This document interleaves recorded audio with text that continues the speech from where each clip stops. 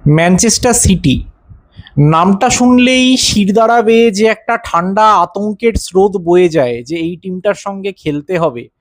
কোথাও না কোথাও গিয়ে এই বছর এসে ফাইনালি মনে হচ্ছে যে সেই প্রবল পরাক্রান্ত টিমটাকেও এবার বিটেবল বলে মনে হচ্ছে। একটু ভালো করে খেললে এদেরকে হারানো যায়, সেই জিনিসটাই মনে হচ্ছে।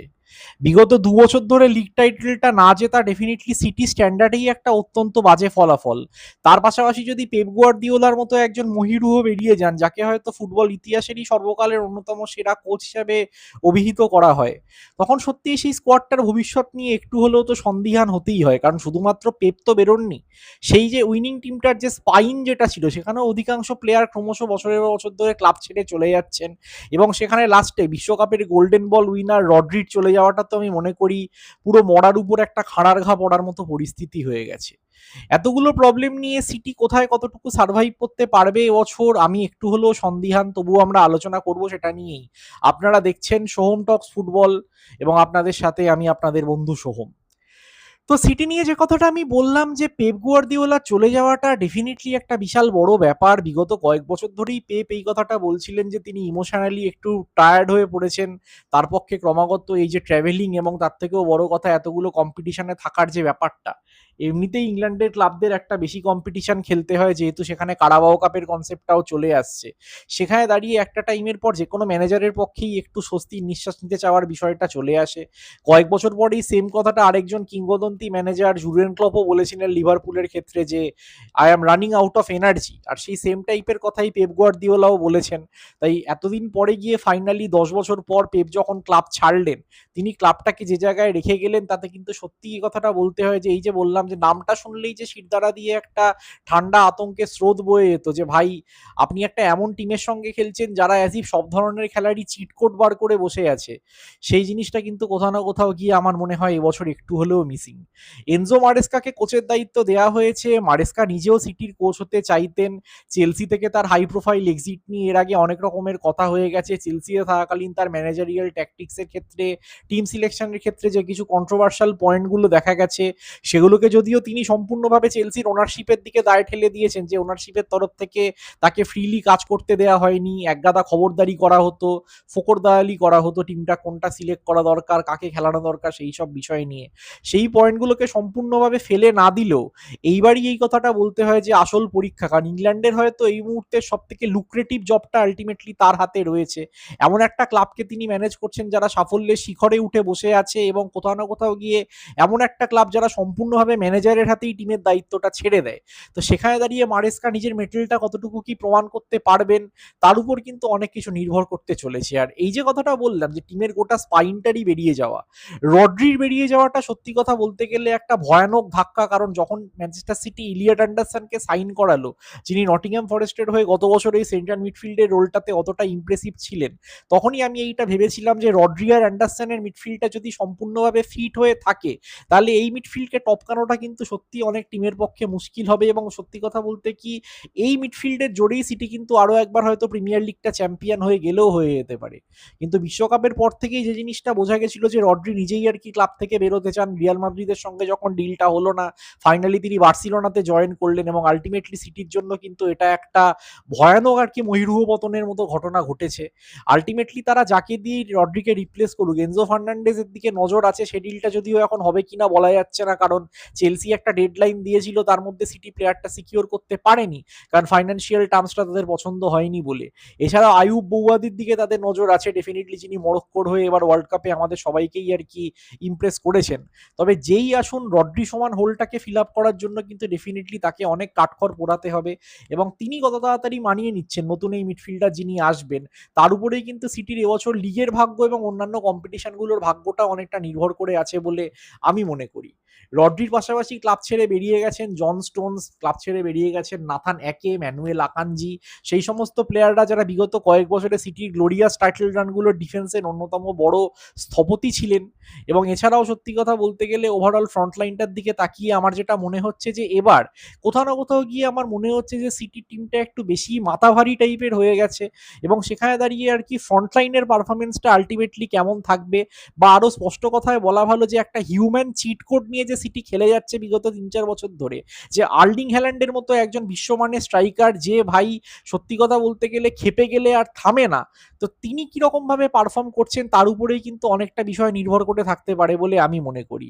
হ্যাল্যান্ডের ক্ষেত্রে আমরা বিগত কয়েক বছর ধরে একটা জিনিস খেয়াল করে দেখেছি যে তার কিন্তু প্যাচেসে অনেক সময় অফ ফর্ম গিয়ে থাকে, যে তিনি হয়তো সিজনের শুরুতে আগস্ট থেকে সেপ্টেম্বর অক্টোবর অবধি তেড়ে ফুড়ে খেললেন, তার বাদে নভেম্বর থেকে জানুয়ারি অবধি একটা ড্রাই স্পেল গেল, তারপর আবার ফেব্রুয়ারি থেকে তিনি ফর্মটা ফেরত পেলেন। কোথাও না কোথাও গিয়ে আমার এবার মনে হয় যে হ্যাল্যান্ডের গোলগুলো যদি সিটির জন্য একটু ইভেনলি স্প্রেড হয় এবং তিনি যদি থ্রু আউট দ্য সিজনে নিজেকে একটা কনসিস্টেন্ট জায়গায় রাখতে পারেন, আমি জানি আমি যে ডিমান্ডটা করছি সেটা হয়তো একটু অবিশ্বাস্য টাইপের ডিমান্ড, কারণ ওরকম ভাবে তো 38টা ম্যাচের কোর্সে কেউই সবসময় ভালো খেলবেন সেটা হতে পারে না। তবে সিটি স্কোয়াডটার দিকে তাকিয়ে আমার সত্যিই কিন্তু মনে হচ্ছে নতুন ম্যানেজার, নতুন ট্যাকটিক্সের আন্ডারে কোথাও না কোথাও গিয়ে একটু আধটু চোটাঘাতের সমস্যাও সিটি নিজেতে দানা বাঁধছে। সেই জায়গাগুলোকে নিয়ে কিন্তু ডেফিনেটলি এটা দেখার আছে যে হ্যাল্যান্ডের পারফরমেন্সটা এবছর সিটিকে কতটা আর কি আপগ্রেড করতে পারে। তো ওভারঅল স্কোয়াড ডেপথের দিক দিয়ে বলতে গেলে কোথাও না কোথাও গিয়ে আমার মনে হয় যে 4টে কম্পিটিশনে খেলার দখলটা মানে এই ইউনাইটেডের মতো সিটিকেও আর কি বেশ কিছুটা ভোগাতে চলেছে, এবং সেখানে দাঁড়িয়ে প্রপার কোয়ালিটি নিয়ে স্কোয়াডটাকে ফিল্ড আপ করা। আর সব থেকে বড় কথা, এনজো মারেস্কার ক্ষেত্রে যে একটা প্রবলেম আমরা সবসময় দেখেছি চেলসিতে থাকাকালীন, যে আউট অফ পজিশন প্লেয়ার খেলানো। অলরেডি কমিউনিটি শিল্ডে রাইট ব্যাকে খুশানভকে খেলানো হয়েছে, কারণ যেহেতু টিমের কাছে এই মুহূর্তে ম্যাথিউস নুনেস বাদ দিয়ে কোনো ডেজিগনেটেড রাইট ব্যাক নেই, আর নুনেস শুরুতেই একটা চোট পেয়েছিলেন ওয়ার্ম আপে, যেটা শোনা গেল যে তিনি নাকি কাঁদতে কাঁদতে মাঠ থেকে বেরিয়েছেন। তো তাহলে কোথাও না কোথাও গিয়ে ধরে নেওয়াই যায় যে চোটটা হয়তো সিরিয়াস, নুনেসকে হয়তো প্রথমে 1-2 মাস হয়তো পাওয়া যাবে না। তো সেখানে দাঁড়িয়ে সিটি যদি ফার্দার কোনো রাইট ব্যাক সাইন না করায়, তাহলে ওখানে ওই স্টপ গ্যাপ পজিশনে খুশানভ কতটা কনভিন্সিং হবে আমার কিন্তু সত্যি কথা বলতে গেলে খুব একটা ভরসা হচ্ছে না। স্পেশালি কমিউনিটি শিল্ডে যেমন আমরা তাকে দেখলাম যে আর্সেনাল বেসিক্যালি সিটির ওই ডান দিকটা দিয়ে রীতিমতো ফিস্টিং করেছে এক প্রকার। তো ডেফিনেটলি সেই জায়গাগুলো দেখার আছে। তবে মারেস্কা যদি প্লেয়ারের পজিশনে খেলান, তাহলে তা সত্ত্বেও আমি মনে করি ওনার যে প্রেফার্ড ফরমেশনটা আছে 4-2-3-1, সেখানে সিটির একটা অত্যন্ত স্ট্রং লাইন আপ তিনি আর কি মাঠের মধ্যে নামাতে পারবেন, এবং সেটাই আলটিমেটলি আমার মনে হয় যে সিটির জন্য বেস্ট অপরচুনিটি, যে ভাই আমি আমার সব থেকে ভালো টিমটাকে মাঠে নামালাম, এবার তারা তাদের অ্যাবিলিটি অনুযায়ী পারফর্ম করে আমাকে রেজাল্ট এনে দিক, এর থেকে বেশি তো কোনো টিমের পক্ষেই আমার মনে হয় এর থেকে আর কিছু চাওয়ার থাকে না। তো 4-2-3-1-এ আমার যেটা মনে হয় সিটির প্রয়েবল লাইন আপটা হতে পারে, গোলে অবশ্যই ডোনারুমা যেভাবে আসার পরে নিজেকে এস্টাবলিশ করেছেন গত বছর, সেটা সত্যিই একটা রিমার্কেবল ব্যাপার, এবং এটা আমি ধরে নিতেই পারি যে এবারও তার কাছ থেকে গোলকিপার পজিশনটায় একটা যথেষ্ট লিডার টাইপের হয়ে ওঠার আর কি দাবি সিটি ডেফিনেটলি এক্সপেক্ট করবে। তো ডেফিনেটলি ডোনারুমার পারফরমেন্সের উপর অনেক কিছু নির্ভর করে থাকতে চলেছে। সেন্ট্রাল ডিফেন্সে হয়তো গার্ডিওলের সঙ্গে গুয়েহি খেলবেন। মার্ক গুয়েহি গত বছর প্যালেস থেকে আসার পর নিজেকে যেভাবে ইংল্যান্ডেরও ফার্স্ট চয়েস সেন্টার ব্যাক হিসাবে এস্টাবলিশ করেছেন, সিটিকেও যেরকম টাইপের স্টেবিলিটি দিয়েছেন, তাতে এই কথাটা বলতেই হয় যে তারই একটা জায়গা পাকা। অন্য একটা পজিশন নিয়ে গার্ডিওল এবং রুবেন ডায়াসের মধ্যে লড়াই আছে, সেখানে রুবেন ডায়াসের এক্সপিরিয়েন্সের জায়গায় আমার কোথাও একটা গিয়ে মনে হয় যে গার্ডিওলের তারুণ্যের দিকেই হয়তো বেশি নজর দেওয়ার চেষ্টা করবেন মারেস্কা। যদিও প্রিসিজনে তিনি সমস্ত সেন্ট্রাল ডিফেন্ডারদেরকেই ঘুরিয়ে ফিরিয়ে খেলিয়েছেন, তাই এক্স্যাক্টলি এটা পিন পয়েন্ট করে বলা যাচ্ছে না যে কোন দুজন ডিফেন্ডার স্টার্ট করবেন সেন্ট্রাল ডিফেন্সে। তবে আমাকে যদি এই মুহূর্তে চয়েস দেওয়া হয়, তাহলে আমি গার্ডিওল এবং মার্ক গুয়েহিকে নিয়েই আর কি যাব। লেফট ব্যাকে নিকো ওরাইলি গত বছর আরও একজন স্টার পারফর্মার ছিলেন, যিনি উঠে গিয়ে অ্যাটাকিং পার্সপেক্টিভে এতটাই কন্ট্রিবিউশন করেছেন যে সিটির সেই আলেকজান্ডার কোলারভের টাইমটা তিনি মনে করিয়ে দিচ্ছিলেন, যেরকম সেম ওয়েতে কোলারভও একটা টাইমে এরকমভাবে অ্যাটাকিং পার্সপেক্টিভে গোল অ্যাসিস্ট রাখতেন, এবং নিকো ওরাইলি যেরকমভাবে অল আউট নিজের খেলাটাকে খেলে নিজেকে আর কি এক্সপ্যান্ড করেছেন নিজের রেঞ্জটাকে। তাতে এই কথাটা বলতেই হয় যে সিটি তার উপরে এবার অনেকটা নজর থাকবে যে তিনি যেন উইথ দিয়ে সেই সেম আর কি ইয়েটা প্রোভাইড করেন আর কি, সেই অ্যাটাকিং ফ্লেয়ারটা প্রোভাইড করেন, তাহলে বাকিটা তো দেখা যাবে। ডান দিকটা দিয়ে আমি ম্যাথিউস নুনেসকেই খেলাবো তিনি ফিট হলে, বাট এখন যখন ম্যাথিউস নুনেস খেলবেন না, প্রোভাইডেড সিটি এই উইন্ডোর চলাকালীন আর কি অন্য কাউকে যদি সাইন না করায়, তাহলে সেখানে হয়তো এখন খুশানবই খেলবেন। তবে ওই যে কথাটা আমি আগের ইয়েতেই বললাম যে খুশানবের ওভারঅল কিন্তু কতটা তিনি সাস্টেনেবল হবেন ওই পজিশনটায়, সেটাকে নিয়ে আমার যথেষ্ট ভয় আছে। তো সেই জায়গাটা দেখার। সেন্ট্রাল মিডফিল্ডে এই মুহূর্তে ইলিয়েট অ্যান্ডারসনের সঙ্গে হয়তো মাতেও কোভাসিচই শুরু করতে চলেছেন, যেহেতু আর কোনো ফিট সেন্ট্রাল মিডফিল্ডার সিটির কাছে এই মুহূর্তে নেই, সবাই বেরিয়ে গেছে, এবং যতক্ষণ না বৌয়াদি, এনজো বা অন্য কোনো সেন্ট্রাল মিডফিল্ডার তারা সাইন করাচ্ছেন, ততক্ষণ অবধি এই দুজনই হয়তো খেলবেন। তো সেখানে দাঁড়িয়ে এটাই বলতে হয় যে অ্যান্ডারসনকে অনেকটা বাড়তি দায়িত্ব নিতে হবে, কারণ কোভাসিচ তো বিগত কবছর ধরে একটু বেঞ্চ ওয়ার্মার টাইপের হয়ে গেছেন, রেগুলার বেসিসে খেলার ধকলটা তাকে নিতে হচ্ছে না। তো সেখানে এই বয়সে এসে তিনি আদৌ কতটুকু কি পারফরমেন্স দিতে পারবেন, সেটা নিয়ে আমার মনে একটু সন্দেহ আছে। যেটা আমি ভিডিও শুরুতেই বললাম যে সিটি টিমটাকে নিয়ে আমার এবার অনেকগুলো প্রশ্নচিহ্ন থেকে যাচ্ছে, যে কারণে আমি একেবারেই তাদেরকে নিয়ে কনভিন্স হতে পারছি না। এবার এটা গেল ডবল পিভট। এবার সামনের ক্ষেত্রে অ্যাডভান্স রোলটাতে ফোডেন আর ছেড়কির মধ্যে যেটা মোটামুটি প্রিসিজন যদি ইঙ্গিত করে, তাহলে হয়তো ফোডেনই অ্যাডভান্টেজ পেতে চলেছেন, তিনিই হয়তো শুরু করবেন। ছেড়কি গত বছরটা অসামান্য খেলেছিলেন, কেভিন ডে ব্রুনার জায়গায় যে প্লেমেকার রোলটাতে তিনি নিজেকে এস্টাবলিশ করার চেষ্টা করেছিলেন। মারেস্কা আসার পর কোথাও না কোথাও গিয়ে হয়তো ডেফিনেটলি সেখানে ফোডেন একটু প্রায়োরিটি পাচ্ছেন। তো এই জায়গাটা আমার সত্যি দেখার আছে যে ফোডেন বেসিক্যালি কেরিয়ারটা ওয়ার্ল্ড কাপে না যাওয়ার পর বা বিগত কয়েক বছর ধরে একটু যেন কোথাও গেঁজে গেছে টাইপের বলে মনে হচ্ছে। সেখানে কোচের ট্রাস্টটাকে অর্জন করে তিনি যদি নিজেকে এস্টাবলিশ করতে পারেন, তাহলে তো এর থেকে ভালো আর কিছু হয়ই না। ডান দিক এবং বাঁ দিক দিয়ে ডোকু আর সেমেনিওই মোস্ট প্রবাবলি শুরু করতে চলেছেন উইংয়ে। সেমেনিও নিজেও অত্যন্ত উৎসাহ প্রকাশ করেছেন মারেস্কার আন্ডারে খেলার জন্য, কারণ তিনি বলেছেন যে যখন তারা চেলসির এগেনস্টে খেলতেন, মারেস্কা যখন কোচ ছিলেন, তখন উইঙ্গাররা যেরকম high of the pitch operate করতেন, সেটা নাকি সেমেনিওকে খুবই ইন্টারেস্ট করছে মারেস্কার আন্ডারে খেলার জন্য, কারণ তারও এটা কোথাও গিয়ে মনে হয় যে অফেন্সিভ কন্ট্রিবিউশনটায় তিনি আরো বেশি করে মন দিতে চান রাদার দ্যান ট্র্যাক ব্যাক করে ডিফেন্সকে সাহায্য করার। তো সেখানে সেমেনিও আর ডোকুকে কতটা আনলক করা যাচ্ছে, তাদের দুজন এমন প্লেয়ার যাদের পায়ে মারাত্মক স্কিলও আছে। যে কথাটা আমি কালকেও বলছিলাম যে লোয়ার ব্লক ডিফেন্সগুলোকে ভাঙার জন্য আপনার কিছু এরকম স্পেশাল প্লেয়ার লাগবে, যাদের স্কিল সেট বলুন বা ভিশন বলুন, সেগুলো কোথাও না কোথাও গিয়ে একটা অন্য প্লেয়ারদের পার্সপেক্টিভ থেকে আলাদা হয়ে যায়। তো সেখানে দাঁড়িয়ে এই দুজন উইং দিয়ে কিরকম পারফর্ম করছেন তার উপরেও আমার মনে হয় যে সিটির ব্যাপার অনেকটা নির্ভর করছে। এবং অবশ্যই ফ্রন্ট লাইনে আর্লিং হ্যাল্যান্ডের কথা বলতে হয়, যে হ্যাল্যান্ড কতটা বল সাপ্লাই পাচ্ছেন এবং তিনি নিজেকে কিভাবে আর কি এই সিজনে আরো বেশি করে মেলে ধরতে পারছেন। কারণ সিটির যদি কখনো হ্যাল্যান্ডকে অত্যন্ত বেশি মাত্রায় প্রয়োজন হয়ে থাকে, তাহলে সেটা এক্স্যাক্টলি এই সিজনেই, যে এতগুলো মেন প্লেয়ার, সব থেকে বড় কথা এত বড় একটা কোচ যখন ক্লাব থেকে বেরিয়ে গেছে, তখন পরবর্তী একটা এরা যদি শুরু হয়ে থাকে, তো সেই নতুন যুগের সূচনাতে ডেফিনেটলি টিমের সব থেকে মেন প্লেয়ারই যদি দায়িত্ব নিয়ে উঠে আসে, যে যা পে ম্যাটার বড়ে হতে হ্যাঁ ওহা হাম খড়ে হতে হ্যাঁ, এরকম টাইপের একটা কথা সে বলে বসে, সে নিজের খেলা দিয়ে সেটাকে প্রমাণ করে, তাহলে এর থেকে ভালো বিষয় আর সত্যিই কিছু হয় না। তো হ্যাল্যান্ড ফিট থাকুন, নিজেকে এস্টাবলিশ করুন আবারও বিশ্বের সর্বশ্রেষ্ঠ স্ট্রাইকার হিসাবে, তাহলে আমার কোথাও না কোথাও গিয়ে মনে হয় যে সিটি রেজাল্টটা কিন্তু খুব একটা খারাপ হবে না।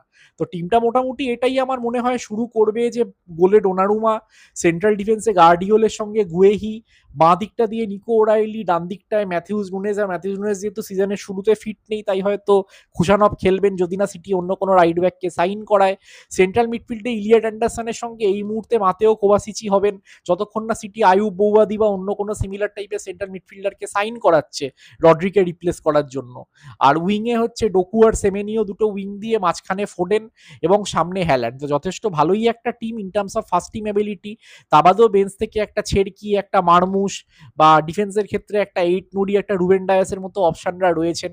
তারা যদি নিজেদেরকে ঠিক করে আর কি জায়গা মতো সিটিকে এনাফ স্কোয়াড ডেপ প্রোভাইড করতে পারেন, এবং প্রত্যেকটা কম্পিটিশনে সিটি যদি আলটিমেটলি একটা ঠিকঠাক স্কোয়াড নামিয়ে রেজাল্ট অর্জন করতে পারে, তাহলে আমার কিন্তু সত্যি এই কথাটা মনে হয় যে সিটি ভালো করবে। তবে ওভারঅল যে কথাটা আমি বললাম, যে কোথাও না কোথাও গিয়ে সিটিকে দেখে আমার মনে হচ্ছে না স্কোয়াডটা একটু বেশি থিন হয়ে গেছে, এবং সেখানে একটা একটা সাইনিং এর উপর বেস করে যে সবসময় রেজাল্ট হবেই তার কোনো ভিত্তি আমি এখানে দেখি না। রড্রিকে রিপ্লেস করাটা ডেফিনেটলি একটা বড় চ্যালেঞ্জ হতে চলেছে এনজো মারেস্কার জন্য, এবং তাকেও ম্যানেজারিয়াল পার্সপেক্টিভ দিয়ে ভাবতে গেলে এক্সপেরিমেন্ট না করে একটু বেসিক্সে স্টিক করে থাকতে হবে, যে জিনিসটা কিন্তু আমার কোথাও না কোথাও গিয়ে সত্যি একটু দেখার আছে। এবং মারেস্কার আন্ডারে চেলসিতে যেটা একটা প্রবলেম আমরা নোটিস করে দেখতাম, সেটা হচ্ছে ডিসিপ্লিনের, যে অত্যন্ত বেশি করে কার্ড দেখার একটা প্রবণতা বেড়ে গেছিল। সেখানে মারেস্কার ম্যান ম্যানেজমেন্ট বারংবার প্রশ্নচিহ্নের মুখে এসেছে, যে তিনি প্লেয়ারদেরকে কন্ট্রোল করতে পারছেন না কেন, স্পেশালি এতগুলো প্লেয়ার যখন চেলসিতে ইয়াং, তো সেখানে এতগুলো এস্টাবলিশ সুপারস্টারের মাঝখানে মারেস্কা নিজেকে কতটা আর কি ইম্পোজ করতে পারবেন, যে ম্যানেজারের দলের উপর যে একটা কন্ট্রোলের প্রয়োজন হয় সেই কন্ট্রোলটাকে বজায় রাখতে পারবেন। এই কয়েকটা ফ্যাক্টর কিন্তু আমার সত্যি দেখার আছে সিটি নিয়ে, তাই জন্য সিটি নিয়ে কিন্তু আমার মনে অনেকগুলো প্রশ্ন রইল।